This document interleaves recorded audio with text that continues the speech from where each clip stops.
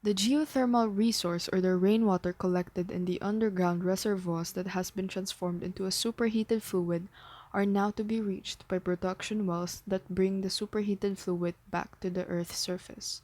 The wells are as deep as 5,000 to 10,000 feet. The crystallizer reactor clarifier technology is the process responsible for the transformation of the superheated fluid into steam while also removing solids from it. The steam makes the turbines turn, and the remainder of the fluids are injected back into the reservoir to be reused. The superheated fluid is driven by its own pressure from the geothermal resource to the surface through the production wells.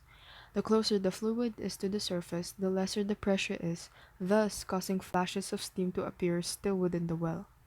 The steam and the fluid then flows through the surface pipelines and to a wellhead separator.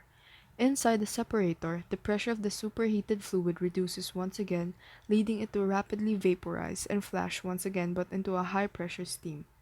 The wellhead separator might not flash all of the fluids into steam, therefore making these fluids flow into another vessel called a standard pressure crystallizer, wherein there is an additional amount of standard pressure steam produced.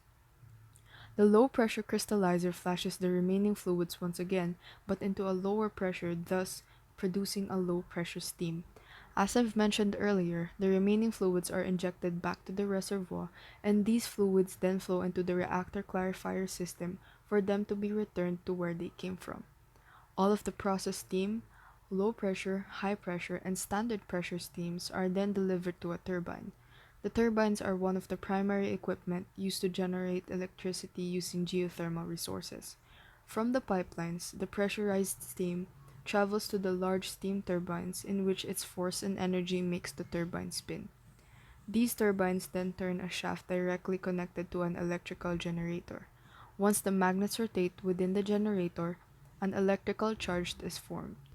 A step-up transformer is stationed outside the plant and the large copper bars carry the electrical charge to it. The voltage is then increased within the transformer before the power is sent to the power lines for general use.